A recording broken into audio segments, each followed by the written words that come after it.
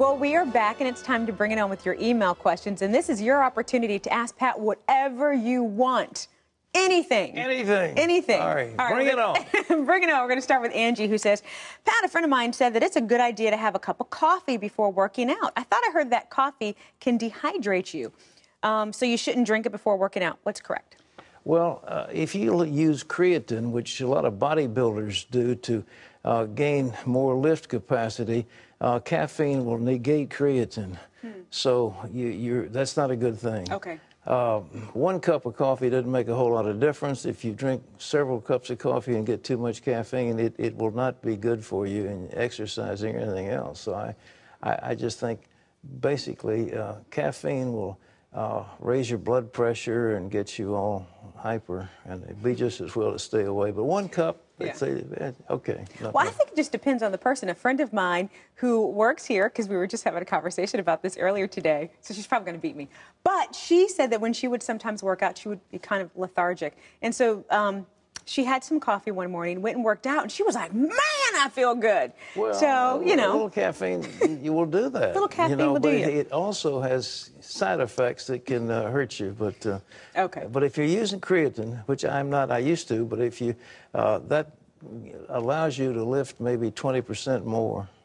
Cool. It's good. Good to know. It's good. All right. Rod writes in and says, this may seem like an odd question, but I've been experiencing dizziness lately. It comes and goes, and oftentimes my head feels congested as well. Sometimes just looking down or turning my head will make me feel very dizzy. I'm afraid to go to the doctor in case it's something really bad. Can dizziness ever be something benign?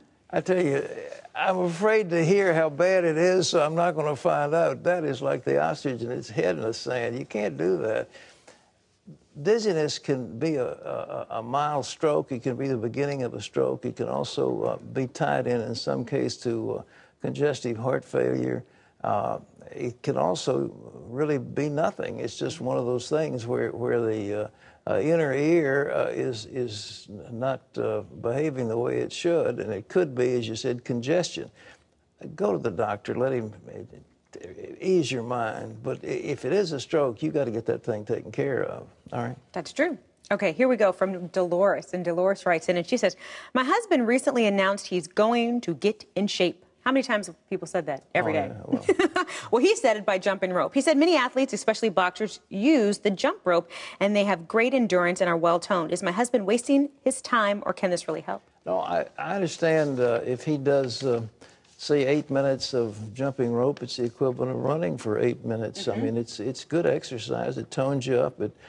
You have an impact with your ankles and your knees and your legs, and it's good exercise. I used to, when I was boxing, we used to do it, but we didn't do it for getting in shape. We did it to enhance quickness and agility so we could dance around the ring and hope we didn't get hit.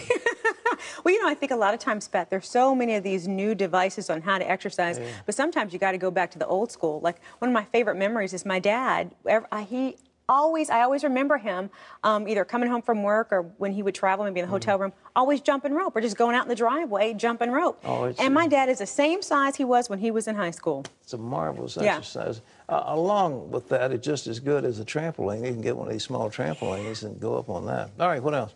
You know I do that, don't you? Yeah. Every other day. I'm trying to, I gave you that to make you look good. Well, thanks, Pat. Right. Here we go. Al says, Pat, my wife has become obsessed with hand sanitizer. She also keeps antibacterial wipes in her purse to clean off doorknobs and buttons in public places. Is it really that germy out there, or is she becoming too much like Howard Hughes? You know, Al, it really is that germy. You know, they say the most germy place of all is the button on an ATM machine. Nobody ever washes those things, and you come up and you push them, and all the germs that were there for the last 100 people that hit that thing are there waiting for you. And those hand sanitizers are pretty good, but there are other places in your doorknobs, controls of machines. You would be amazed if you had a sample of the creepy, crawly, awful little things there are in your kitchen, in your bathroom. You know, it really is bad. Well, you see me shaking my head. My head was about to fly off because, Pat, I'm one of those germaphobes. I can't lie. I keep sanitizer. I always have those the hand wipes all the time. As soon as my son comes in to the car from wherever he's been, wipe your hands off. When I use the ATM, when I pump my gas, I have my I never touch it. I have a piece of like a. You're like Howard Hughes. I'm like Monk. Now remember the movie, the show Monk? Like Monk. You're like Howard Hughes. He said not quite as rich. I know, maybe one day. But I do. But the whole idea of hand washing is a big deal in hospitals. Doctors didn't used to do it. You know, they would be working on a cancer victim, then they'd deliver a baby, and they were just spreading contagion like crazy. So they really are strong on this, and so don't run it down. It's a wonderful habit, but you can get a little nutty if you always, every time you touch somebody, oh. Well, Pat, I noticed that when you said you can get a little nutty, you kind of glanced my way. Was that deliberate? No, I was just... Camera's over that way. Go ahead. Okay.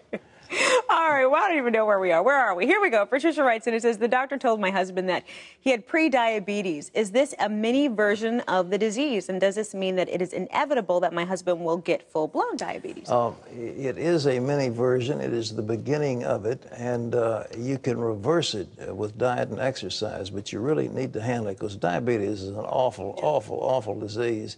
And when you see somebody whose limbs have been chopped off, toes have been missing, and things like that because of diabetes, it's awful. So pre-diabetes, get with it. It's the exercise, diet, whatever the doctor tells you. Cool. All right, last. I think we have one last question. Jim writes in, it says, Pat, is it true that the way we breathe can affect our long-term health? What is the healthiest way to breathe?